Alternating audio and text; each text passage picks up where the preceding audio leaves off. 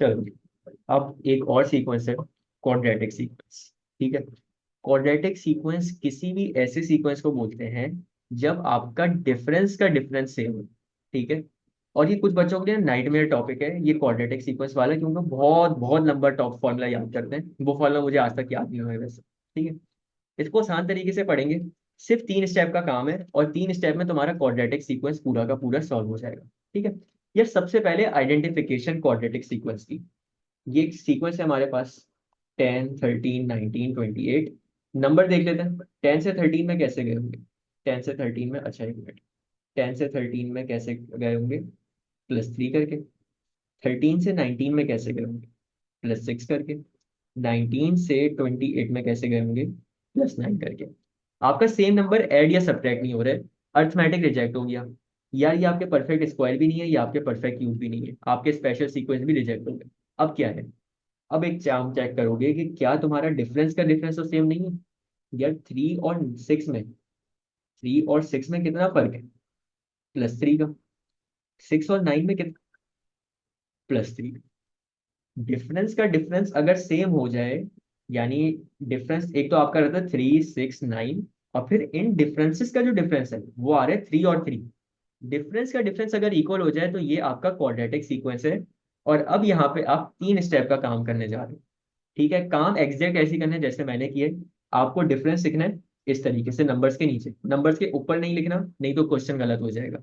Numbers के नीचे इस तरह से पूरी एक चार्ट बनाओगे जिस तरह से मैंने बनाई हुई है। सबसे पहला काम, एक डायगनल बनाना। डायगनल किसको कहते हैं, आपकी स्लांटिंग चीजों को। ठीक है। तो डायगनल यहाँ पे हमारा सबसे पहला जो डायगनल है वो इधर का बनेगा। ठीक है। ओहो भाई ये क्या हो गया, एक मिनट,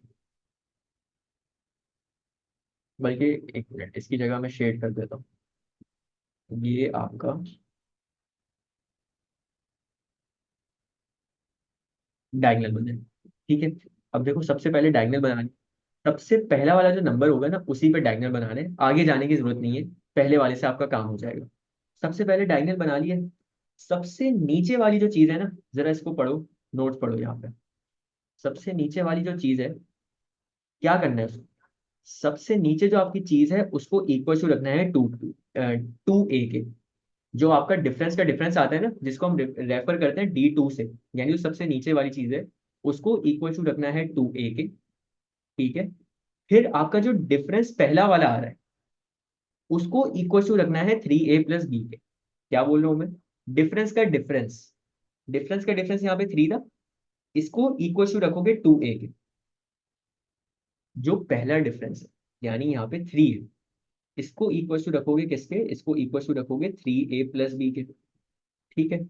और इसी तरह जो आपकी पहली टर्म है, पहली टर्म को इक्वल रखोगे a + b + c के। 3 बातें बोली हैं, आराम से बोलूंगा फिर से। सबसे नीचे वाला नंबर, डायगोनल में सबसे नीचे वाला नंबर, इसको इक्वल टू रखना है आपने किसके, 2a के। ठीक है। इसी तरह डिफरेंस जो है आपका, इसको इक्वल टू रखना है 3a + b के। और जो पहली टर्म है आपकी जिसको हम यूजली ए से रेफर करते हैं, इसको इक्वल टू रखना है a + b + c के। जरा काम करना शुरू करते हैं। इसी सीक्वेंस में नंबर लिखूंगा यहाँ पे। सबसे पहले आपका 10 था, फिर आपका 3 था, और फिर आपका 3 था। सबसे नीचे वाला नंबर इक्वल टू किसके रखते हैं, सबसे नीचे वाला नंबर इक्वल टू रखते हैं 2a के। ठीक है। इसको जरा a को सब्जेक्ट बनाओ, 2 इधर आके 3 से डिवाइड होगा, तो ये आपका हो जाएगा 3/2 इक्वल टू a। और a की वैल्यू यहाँ पे आपके पास आ जाएगी 1.5। अच्छा एक बात याद रखना, ये जो यहाँ पे a की बात हो रही है ना, ये a आपका फर्स्ट टर्म वाला a नहीं है। क्वाड्रेटिक सीक्वेंस में a बिल्कुल ही अलग चीज होती है। सबसे पहला काम कर लिया। दूसरा काम क्या था, जो हमारा डिफरेंस है यानी मिडल वाली वैल्यू, उसको इक्वल टू किसके रखने हैं, 3a + b के। तो ये 3 को इक्वल टू रखेंगे 3a + b के। और अब देखो यहाँ पे जब तुम a की वैल्यू देखोगे ना तो वो पहले सॉल्व कर ही भी होगी तुमने। यहाँ a की वैल्यू क्या थी, 1.5। ये 1.5 मल्टीप्लाई होगा इस 3 से, तो 1.5 मल्टीप्लाई बाय 3। अच्छा मुझे एक मिनट ना जगह बनानी है, एक मिनट रुको जरा। तो अब हमने क्या करना है, मिडल वाली टर्म को इक्वल टू रखना है 3a+b के। तो a की वैल्यू हमारे पास पहले से थी यहाँ पे, ठीक है। 3 = 3, a की वैल्यू क्या है 1.5 प्लस बी, तो ये हो जाएगा 3 = 3 × 1.5 कितना होता है, मैं एक मिनट से चेक कर लेता हूँ। 3 × 1.5 ये आपका होता है 4.5 प्लस बी, और फिर ये 4.5 इधर आके 3 के साथ जब सब्ट्रैक्ट होगा तो 3 - 4.5 = बी, और बी की वैल्यू आ जाएगी -1.5। ठीक है। देखो सबसे पहले क्या किया, सबसे पहले डिफरेंस, जो हमारा डिफरेंस का डिफरेंस था यानी बॉटम वाला नंबर, उसको इक्वल टू रखा 2a के। वहां से a की वैल्यू निकाली, a की वैल्यू 1.5 आ रही थी। फिर जो हमारा डिफरेंस था यानी मिडल वाला नंबर, उसको इक्वल टू रखा 3a+b के, जिसमें हमने a की वैल्यू पुट करी। a की वैल्यू 1.5 थी, यहाँ से हमने b को सब्जेक्ट बनाया, तो आंसर हमारे पास आया -1.5। अब दो काम हो गए, बस आखिरी और आसान काम करना है। जो हमारी फर्स्ट टर्म थी 10, इसको इक्वल टू रखना है आपने a+b+c के। ठीक है, मैं जगह बना लूँ, बस मुझे जगह के बड़े मसले होते हैं।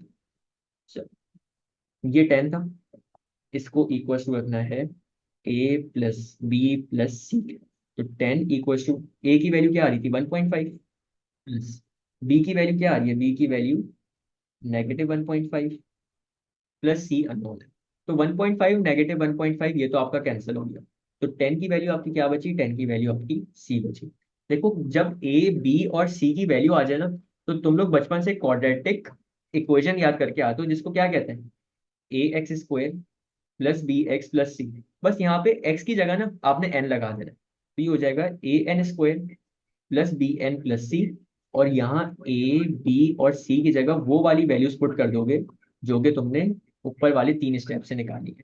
तो a की वैल्यू 1.5 n² प्लस b की value -1.5 square, sorry 1.5 n plus c की वैल्यू 10।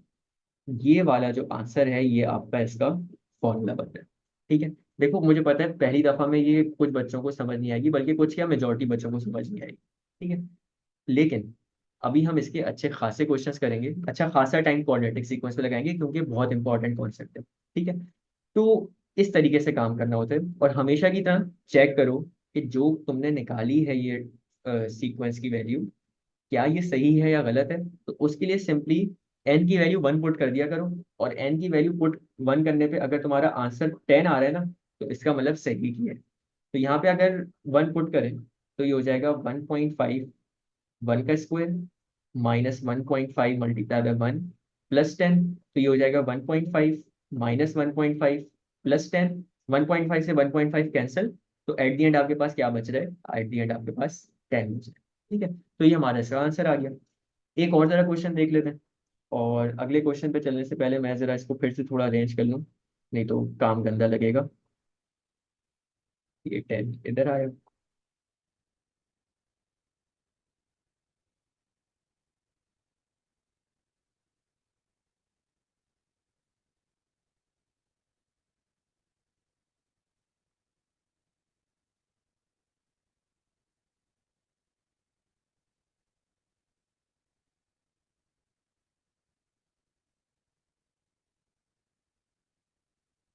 ये 3 स्टेप की है, और ये हमारा फाइनल स्टेप था।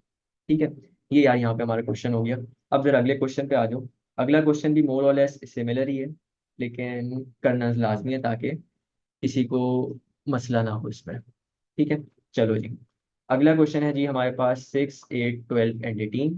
अब यहाँ पे सबसे पहले नंबर देख लो कि क्या फर्क आ रहा है नंबर्स में। 6 से 8 में अगर जाओगे तो +2 का फर्क है। 8 से अगर 12 में जाओगे तो +4 का फर्क है। 12 से 18 में जाओगे तो +6 का फर्क है। अर्थमेटिक सीक्वेंस फेल हो गया। अच्छा, अर्थमेटिक सीक्वेंस अगर फेल हो गया तो फिर हो सकता है परफेक्ट स्क्वायर या परफेक्ट क्यूब, लेकिन यहाँ 6 8 12 18 इसमें से कोई भी हमारा परफेक्ट स्क्वायर या परफेक्ट क्यूब नहीं है। ठीक है, अब क्या करेंगे, क्वाड्रेटिक सीक्वेंस, डिफरेंस का डिफरेंस चेक करेंगे।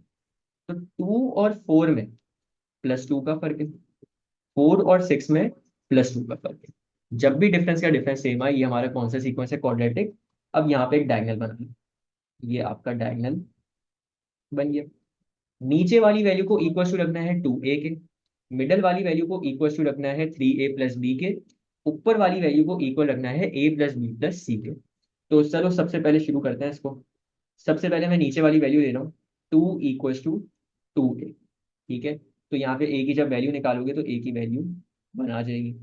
फिर मिडल वाली वैल्यू क्या थी, 2, इसको इक्वल टू रखोगे 3a प्लस बी के। ए की वैल्यू क्या है, ए की वैल्यू 1 है, तो 2 = 3 × 1 + बी। और 3 × 1 से कितना होता है 1, सॉरी 3, तो 2 = 3 + बी। और अगर बी को सब्जेक्ट बनाए तो बी की वैल्यू आ जाएगी -1। ए की वैल्यू आ गई, बी की वैल्यू आ गई, बस अब आखिरी काम करना है। हमारी सबसे पहली टर्म जो है 6, इसको इक्वल रखेंगे ए प्लस बी प्लस सी के। तो ए की वैल्यू 1 है, बी की वैल्यू -1 है, प्लस सी। 1 - 1 आपका ये कैंसिल हो गया, तो सी की वैल्यू एट द एंड आपके पास क्या बच रही है 6। अब यार सिंपली ए बी और सी की वैल्यू अपने फॉर्मूले में पुट कर देनी है। फॉर्मूला क्या होता है, an² प्लस bn प्लस सी। तो ए की वैल्यू क्या आई थी 1, तो 1n²। बी की वैल्यू क्या आई थी -1, तो -1n। और सी की वैल्यू क्या थी 6, तो ये हो जाएगा +6। 4 कैसे आ रहा है, 6 आना चाहिए ना आई थिंक, क्योंकि 1 और -1 कैंसिल हो जाएगा यहाँ पे। ठीक है, तो अब जरा चेक कर लेते हैं कि ये जो सीक्वेंस हमने बनाया है ये सही है या गलत है। तो अगेन हमेशा n की जगह 1 पुट कर लिया करो, और 1 पुट करने पे अगर ये तुम्हारा आंसर 6 आ रहा है तो इसका मतलब हमने सही किया। तो यार यहाँ पे देखो, जब 1 पुट करोगे तो ये 1 हो जाएगा, यहाँ पे 1 पुट करोगे तो ये -1 हो जाएगा। 1 - 1 आपका कैंसिल आउट होकर एट द एंड क्या बच रहा होगा, एट द एंड आपके पास 6 बच रहा होगा। तो ये यहाँ पे हमारा क्वेश्चन सॉल्व हो गया। अच्छा अब देखो, आगे के 2 क्वेश्चन ऐसे हैं जो कि मिसकंसेप्शन क्लियर करवाने के लिए मैंने करवाए हैं। इनको मैं सॉल्व नहीं करवाऊंगा, इसके अलावा और क्वेश्चंस करेंगे हम, लेकिन ये सिर्फ मिसकंसेप्शन क्लियर करवाने के लिए मैंने यहाँ पे लिखे हुए हैं। मुझे बस 1 मिनट दो, और फिर जरा इस क्वेश्चन पे जरा बात करते हैं। अच्छा, कुछ बच्चे जो स्कूल गोइंग हैं या एकेडमी गोइंग है ना, वो उनके कुछ टीचर्स हैं जो टीचर्स क्वाड्रेटिक फॉर्मूले के साथ ही आपको स्क्वायर वाला फॉर्मूला करवाते हैं। ठीक है, जैसे अगर तुम नोट करो, 9, ये 16, ये 25 और ये 36, ये सब क्या है, ये सब आपके परफेक्ट स्क्वायर है। ठीक है, और ये परफेक्ट स्क्वायर अगर तुम देखो तो 1 से स्टार्ट नहीं हो रहे। और ये कहाँ से स्टार्ट हो रहे हैं, हमारा सबसे पहला होता है 1, फिर होता है 4, फिर होता है 9, फिर 16, फिर 25 एंड सो ऑन। तो ये हमारा स्टार्ट होता है 1 से, लेकिन यहाँ पे 9 से स्टार्ट है। तो कितना फर्क है, यहाँ पे आपका फर्क है तकरीबन 2 पॉइंट्स का। ठीक है, तो क्वाड्रेटिक अपना सॉरी स्क्वायर सीक्वेंस के हिसाब से हमारे यहाँ पे आंसर आना चाहिए n+2 का होल स्क्वायर। ये एज सिंपल एज दैट, ये काम था। लेकिन कुछ बच्चे पता है क्या करते हैं, उनको क्योंकि ये फॉर्मूला नहीं पता होता स्क्वायर और क्यूब वाला, वो क्या करेंगे, वो सबसे पहले देखेंगे 9 और 16 में कितना फर्क आ रहा है, +7 का। 16 और 25 में कितना फर्क आ रहा है, +9 का। 25 और 36 में कितना फर्क आ रहा है, +11 का। और फिर वो डिफरेंस का डिफरेंस निकालेंगे। 7 और 9 में कितना फर्क है, +2 का। 9 और 11 में कितना फर्क है, +2 का। यहाँ पे वो क्वाड्रेटिक लगाने बैठेंगे। यार ये 1 मार्क का आता है, 1 मार्क के लिए अगर तुम क्वाड्रेटिक लगा रहे हो ना, तो तुमसे बड़ा कोई बेवकूफ नहीं है। ठीक है, तो इस वजह से भले क्वाड्रेटिक लग रहा है यहाँ पे, लेकिन क्वाड्रेटिक लगाना नहीं है, क्योंकि इसका शॉर्टकट हमने अभी पीछे देख लिया। ठीक है, तो यहाँ पे क्वाड्रेटिक लगाओगे तो आपका आंसर डिफरेंट आ रहा होगा। आपका पता है क्वाड्रेटिक से लगे आंसर क्या आ रहा होगा, क्वाड्रेटिक से आपका आंसर आएगा n² +4n+4। ये आपका क्वाड्रेटिक से आंसर आ रहा होगा। और जो हमारा स्क्वायर के थ्रू आंसर आ रहा है वो ये वाला आ रहा है। अब इसमें पता है फर्क कुछ भी नहीं है। फर्क पता है क्या है, ये सिर्फ आपने एक्सपेंड कर दिया। आइडेंटिटी जब एक्सपेंड करोगे ना, तो वो इस तरह से खुल जाती है। तो आंसर दोनों एक्सेप्टेबल है, ये लिखो या ये लिखो। लेकिन क्वाड्रेटिक लगाओगे तो टाइम वेस्ट होगा, शॉर्टकट लगाओगे तो फौरन फौरन इसको काम कर लोगे अपना। इस तरह यार एक और एग्जांपल है यहाँ पे, 0, 4 और 9 की। परफेक्ट स्क्वायर्स हैं ये सारे हमारे। और हमें डायरेक्टली यहाँ पे क्या काम करना है, हमारे परफेक्ट स्क्वायर 1 से पीछे स्टार्ट हो रहे हैं, यानी बैकवर्ड वर्किंग। तो यहाँ पे हम क्या करेंगे, हमारा इसका आंसर आएगा n - 1 का होल स्क्वायर, दैट्स इट, ये हमारा इसका आंसर है। लेकिन अगर लंबी करना चाहो तो क्या देखोगे, यार 0 और 1 में 1 का फर्क है, 1 और 4 में 3 का फर्क है, 4 और 9 में 5 का फर्क है। फिर डिफरेंस का डिफरेंस, 1 और 3 में 2 का फर्क है, 3 और 5 में 2 का फर्क है। क्वाड्रेटिक लगाने बैठोगे तुम्हारा यहाँ पे आंसर आएगा n² -2n+1। ये क्वाड्रेटिक के थ्रू आंसर आएगा। और हमारा जो डायरेक्ट शॉर्टकट है, उससे ये ऊपर वाला आंसर आएगा ये दोनों आंसर सेम है, अगेन सिर्फ फर्क इसका है, फर्क सिर्फ एक्सपेंड का है।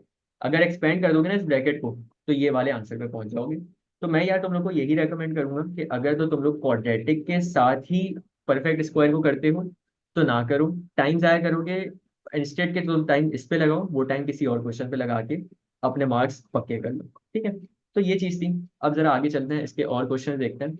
और a quadratic sequence starts 2, 8, 18 and 32। Question ने खुद ही बता दिया कि आपका क्वाड्रेटिक सीक्वेंस है। Show that nth term of this sequence is 2n²। यार कुछ भी नहीं करना, ठीक है, हमने सिर्फ प्रूव करना है। और प्रूव करने के लिए हमें इसका पूरा मेथड आना चाहिए। मेथड क्या है यार? पहले तो डिफरेंस का डिफरेंस देखो, ठीक है, पहले सबके डिफरेंसेस देखो। 2 और 8 में +6 का फर्क है। 8 और 18 में +10 का फर्क है। 18 और 32 में आई थिंक 14 का फर्क है, मैं फिर भी क्रॉस चेक कर लूँ गलत ना हो जाए। 18 और हाँ +14 का फर्क। फिर 6 और 10 में +4 का फर्क है।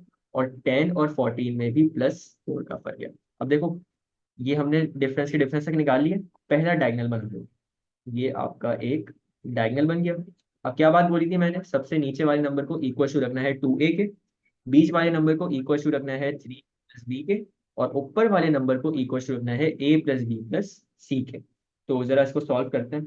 सबसे नीचे वाला सीक्वेंस टू 2a रख दिया, ठीक है। अब a को सब्जेक्ट बनाओगे तो a की वैल्यू 2 आ जाएगी। इसी तरह बीच वाला नंबर क्या है? 6। 6 को इक्वल टू रखते हैं 3a, एक मिनट में चेक कर लूँ, 3a + b के। 6 को इक्वल टू रखोगे 3a + b के। अच्छा, a की वैल्यू हमारे पास आई हुई है, ठीक है। तो 6 इक्वल टू a की वैल्यू क्या है? 2 + b। 3 6 = 2 = 6 होता है। और देखो अब 6 इक्वेशन के एक साइड पे, इक्वेशन के दूसरे साइड पे भी है। तो इसको अगर एक साइड पे शिफ्ट करें तो 6 - 6 = b, जिससे आपकी b की वैल्यू क्या आएगी? 0। बी की वैल्यू आ गई। अब बस पहला वाला जो नंबर था हमारा, जो क्वेश्चन में गिवन था 2, इसको इक्वल टू रखेंगे a + b + c के। तो 2 इक्वल टू ए की वैल्यू 2 है, बी की वैल्यू 0 है, और सी की वैल्यू अभी अननोन है। तो ये आपका रह जाएगा 2 इक्वल टू 2 + c। और सी को जब सब्जेक्ट बनाओगे तो इधर आके सब्ट्रैक्ट होगा, तो 2 - 2 = c। और यहाँ से आपकी सी की वैल्यू भी क्या आ गई? 0। ए बी और सी की वैल्यू निकाल ली है। अब आपका फॉर्मूला होता है an² +bn + c। ए की वैल्यू क्या थी? 2, तो 2n² प्लस बी की वैल्यू क्या थी? 0, तो 0n प्लस सी की वैल्यू क्या थी? 0। तो यार बेसिकली जब जीरो वाली चीजें हैं ना, ये तो पूरी खत्म ही हो जाएंगी। एट दी एंड आपके क्या पास क्या बच जाएगा? 2n²। ये आपका इसका आंसर आ गया, ठीक है। आसान से क्वेश्चन है। और अगला जरा देखते हैं क्या कह रहा है। Find the 10th term of the sequence. यार एक स्पेसिफिक टर्म पूछ रहा है वो।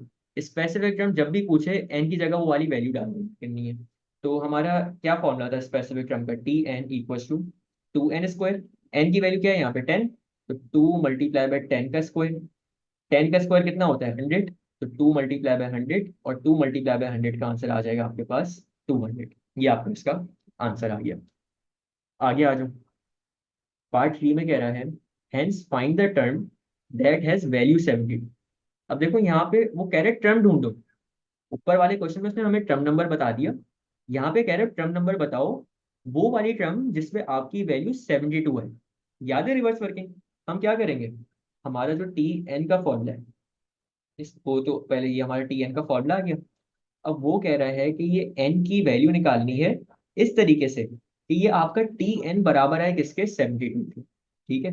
यहाँ क्या करेंगे, टी एन की जगह रखेंगे 72 इक्वल टू 2n²। एन को सब्जेक्ट बनाना है, 2 इधर आके 72 से डिवाइड होगा। 72 / 2 इक्वल टू n²। 72 / 2 कितना होता है? 36 इक्वल टू n²। और यार अब देखो स्क्वायर हटाने के लिए क्या करते हैं? Square root. तो स्क्वायर से square root cancel. n equal to √36 का आंसर आएगा +/6। हमेशा याद कर लो, आपके दो आंसर आते हैं स्क्वायर रूट में, एक +6 का, एक -6 का। सीक्वेंसेस के चैप्टर में ना हमेशा पॉजिटिव वाली वैल्यू एक्सेप्ट करनी है और नेगेटिव वाली वैल्यू रिजेक्ट करनी है। तो यहाँ पे बेसिकली हमारी n की वैल्यू 6 है, ठीक है। तो ये था। देखो कुछ भी नहीं है, सिर्फ अगर तुम्हें ये याद हो ना कि आखिरी वाली टर्म को किसके इक्वल टू रखना है, बीच वाली टर्म को किसके इक्वल टू रखना है, और पहली वाली टर्म को किसके इक्वल टू रखना है, तो ये इतना सा काम है। अगर ये नहीं हो रहा ना, तो फिर वो तुम लोग वो लंबा चौड़ा जो फॉर्मूला है पूरा, मुझे याद नहीं है क्या है, लेकिन वो अच्छा खासा लंबा फॉर्मूला है। वो याद कर लो, फिर उसके थ्रू कर लो। अगर कोई उसमें पक्का है तो वो कर सकता है, नहीं तो ये शॉर्टकट लगाए और अपने जिंदगी आसान बनाए। ठीक है। अब इसका भी हम एक पास पेपर का क्वेश्चन करेंगे, जैसे अर्थमेटिक का किया था, इसी तरह इसका भी एक पास पेपर का क्वेश्चन है। अच्छा, ये मोर और लिंक्ड आपका शुरू वाला पार्ट जो है ना, ये पैटर्न से रिलेटेड है। आज हम सीक्वेंसेस करते हैं, लेकिन फिर भी आगे वाला सवाल करना है तो उसको थोड़ा देख लेते हैं। यार एक पैटर्न है जिसमें यहाँ पे 3 बॉल्स हैं, यहाँ पे 8 है, यहाँ पे 15 है, और यहाँ की हमें नहीं पता अभी। ठीक है, ये वैल्यू मैंने कैसे बोली है, ये नीचे टेबल में वैल्यू दी हुई है। पार्ट ए में कह रहे हैं complete the table for the patterns in this sequence. पहले वाले पैटर्न में 3 बॉल्स थी, सेकंड वाले पैटर्न में 8 बॉल्स हैं, थर्ड वाले पैटर्न में 15 है, फोर्थ और फिफ्थ की हमने बतानी है। ठीक है। अब जरा चेक करते हैं यार, 3 और 8 में कितना फर्क है, +5 का। 8 और 15 में कितना फर्क है, 8 और 15 में आपका फर्क है +7 का। अच्छा, 5 और 7 में कितना फर्क है, 2 का। अब यार सबसे पहले +5 हुआ, फिर +7 हुआ। अब अगर तुम लोग का दिमाग ये थोड़ा कैच कर रहा हो तो अगला नंबर क्या होना चाहिए, +9 होना चाहिए। तो 15 + 9 कितना होता है, 24। और अगर तुम नोट कर दो 7 और 9 का भी फर्क कितना होता है, +2 का। और अगर वापस से तुम नोट करो तो अब क्या ऐड होना चाहिए 24 में +11 ऐड होना चाहिए। और 24 + 11 कितना होता है, 24 + 11 35 होता है। और 9 और 11 का भी फर्क अभी कितना ही है, +2 का है। यानी देख रहे हो, डिफरेंस तो सेम नहीं है, लेकिन डिफरेंस का डिफरेंस सेम है। तो ये हमने पहले सबसे पहला काम वैल्यू टेबल की फिल कर दी। सेकंड पार्ट में कह रहा है find an expression in terms of n for the number of counters in pattern n. आसान लफ्जों में फॉर्मूला बनाना। ठीक है। हमारा क्या काम होता है, डायगोनल बनाएंगे। ये हमारा डायगोनल है, इसमें वैल्यू 3 है, 5 है और 2 है। सबसे नीचे वाला नंबर जो 2 है, इसको किसके इक्वल टू रखते हैं, 2 को इक्वल टू रखेंगे 2a के। तो a की वैल्यू यहाँ से आएगी 1। फिर बीच वाला जो नंबर है 5, ये डायगोनल था ना हमारा, यहाँ पे बीच वाली वैल्यू क्या है, 5। तो इस 5 को किसके इक्वल रखेंगे, 5a को इक्वल टू रखेंगे 2a + b है ना फॉर्मूला, मैं क्रॉस चेक कर लूँ, 3a + b है। तो यहाँ पे आप इक्वल टू रखोगे इसको 3a + b के। a की वैल्यू यहाँ पे गिवन है हमारे पास, a की वैल्यू 1 थी, तो 5 = 3 मल्टीप्लाई बाय 1 + b। फिर ये हो जाएगा 5 = 3 + b। और b को जब सब्जेक्ट बनाओगे तो 3 इधर आके 5 से सब्ट्रैक्ट करोगे, तो 5 - 3 कितना होता है, 2 = b। a की वैल्यू आ गई, b की वैल्यू आ गई। अब सिंपली हमने c की वैल्यू निकालनी है। ठीक है। तो c की वैल्यू के लिए क्या करते हैं, पहला वाला नंबर जो डायगोनल में, यानी 3, इस 3 को इक्वल टू रखेंगे a + b + c के। तो a की वैल्यू 1 है, b की वैल्यू 2 है, c की वैल्यू नोन है। तो 3 = 1 + 2 कितना होता है, 1 + 2 3 होता है, 3 + c। और 3 इधर आके जब 3 से सब्ट्रैक्ट होगा तो बेसिकली c की वैल्यू आपके पास 0 आ जाएगी।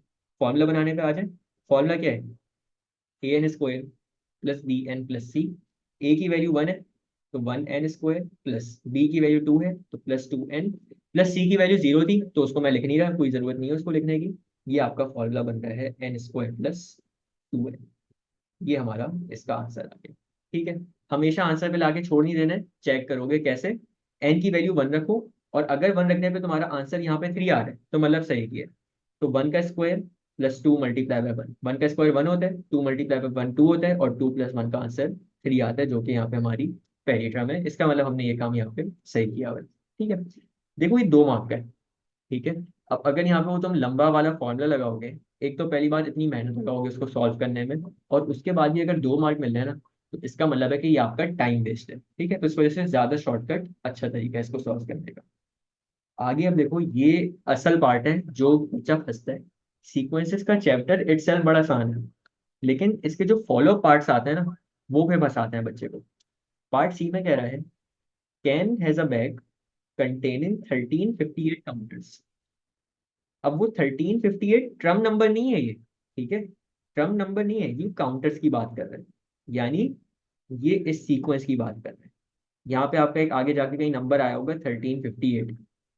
तो यहाँ पे हमें ये कह रहा है he makes the largest possible pattern in the sequence pattern की, using these patterns find the value of P. अब देखो कंफ्यूज कितना कर रहा है एग्जामिनर। सबसे पहले तो यार हमें ये बात पता होनी चाहिए कि यहाँ पे टी एन की जो वैल्यू है वो है n² + 2n। और फिर वो ये कह रहा है कि जो टी एन है ना आपका, ये टी एन नहीं है। वो कह रहा है कि ये टी एन की जगह आपका क्या होना चाहिए, टी पी होना चाहिए। तो ये T P = P square plus 2 pi, क्योंकि उसने क्या वैल्यू ढूंढने को बोला है, पी। तो हमने यहाँ जहां जहां पे एन था वहां वहां पे हमने पी लगा दिया। अच्छा अब देखो, उसने फिर क्या बोला कि ये जो आपका सीक्वेंस है ना, ये सीक्वेंस जो है, ये आपका इक्वल टू आना चाहिए किसके, 1358। तो यानी रिवर्स वर्किंग का सवाल है। P square plus 2 p equal to 1358। 1358 यहाँ पे ऐड हो रहा है, दूसरी साइड पे भेज के सब्ट्रैक्ट करोगे। P square plus 2 p minus 1358 equal to 0। अब ये आपकी क्या बन गई है, एक क्वाड्रेटिक इक्वेशन बन गई है। और यहाँ पे आप अगर तो इस क्वेश्चन के मार्क्स कम है, 1-2 मार्क्स का है, तो कैलकुलेटर में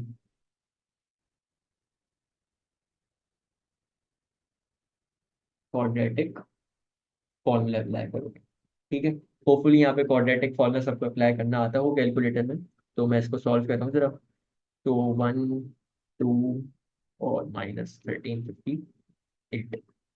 तो एक आपका आंसर आ रहा है पी का 35.86, और एक आंसर आपका पी का आ रहा है 37.-37.864। देखो सबसे पहले सबसे इंपॉर्टेंट चीज, जहां पे भी आपको नेगेटिव वैल्यू दिखेगी सीक्वेंसेस में, वो सबसे पहले रिजेक्ट कर देनी है। ठीक है, नेगेटिव वैल्यू तो हो ही नहीं सकती, ये रिजेक्ट हो गई। अब असल में हमने डील करना है 35.86 को। यार देखो, पॉइंट में हमारी टर्म नंबर नहीं हो सकते, ठीक है, या तो टर्म 1 होगी, 2 होगी, 3 होगी, 1.5 1.3 वगैरह नहीं हो सकती है। ये हमारी टर्म है। ये मुझे बताओ, अब इसको या तो हम राउंड ऑफ कर सकते हैं 35 में, या इसको राउंड ऑफ कर सकते हैं 36 में। इन दोनों में से कोई एक करेक्ट है। मुझे बताओ तुम लोग को क्या लगता है, किस में करना चाहिए, 35 में या 36 में?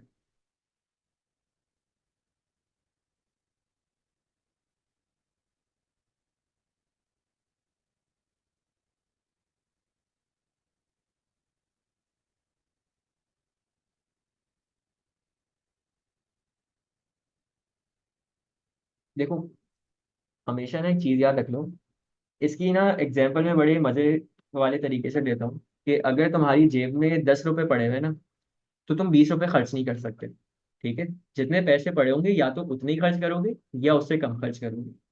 तो यहाँ पे असल में हमारी जेब में ना 35.86 रुपए पड़े हुए हैं। हम 35.86 में 36 रुपए खर्च नहीं कर सकते।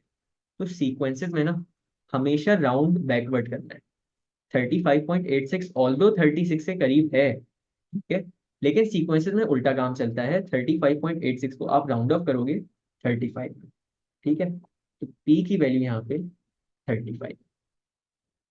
क्योंकि इसको देखो, अगर अब मैं चैप्टर की उससे समझाऊं, तो असल में आपका सीक्वेंस या तो 35 होना था, या आपका सीक्वेंस 36 होना था। देखो, अगर तो 36 सीक्वेंस हुआ ना, तो इसका मतलब है कि आपको और ज्यादा काउंटर्स चाहिए होंगे। जितने आपके पास काउंटर्स हैं भी नहीं, उससे ज्यादा काउंटर्स चाहिए होंगे। वो यानी पैसे वाली एग्जांपल हो गई, 10 रुपए जेब में रख के 20 रुपए खर्च नहीं कर सकते। तो हमेशा क्या करते हैं, हम पीछे वाली वैल्यू की तरफ जाते हैं। क्योंकि देखो 35.86 काउंटर थे ना, उसमें से हमने 35 यूज कर लिए, बाकी ये छोड़ दो, हमें नहीं चाहिए वो। तो ये काम करते हैं, यहाँ पे पी का आंसर 35 आएगा। ये स्टैंडर्ड क्वेश्चन है, हमेशा इसी तरह का काम होगा। वो आपसे पूछेगा लार्जेस्ट वैल्यू, लार्जेस्ट वैल्यू देके 36 नहीं लिख देना यहाँ पे, हमेशा पीछे जाना है, ये आपकी लार्जेस्ट पॉसिबल वैल्यू। अगला एक और स्टैंडर्ड क्वेश्चन है यहाँ का, क्या कह रहा है, he uses all of the remaining counters to make another pattern.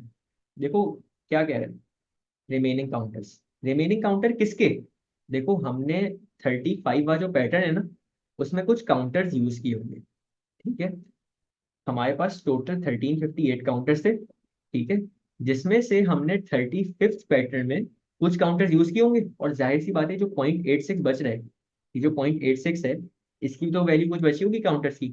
तो वो कह रहा है कि जो काउंटर्स बच रहे हैं ना, उससे वो एक और पैटर्न बना रहे हैं, पैटर्न क्यू। और हमने find the value of Q कर देनी है। ये इसको ब्रेक डाउन करते हैं। सबसे पहले तो हमने ये देखना है कि 35th पैटर्न में कितने काउंटर्स यूज हुए हैं। ठीक है, तो उसका फॉर्मूला क्या लगाएंगे हम, हमारा फॉर्मूला था स्पेसिफिक टर्म का, t n equal to n square plus 2 n. N की वैल्यू 35 चाहिए हमें।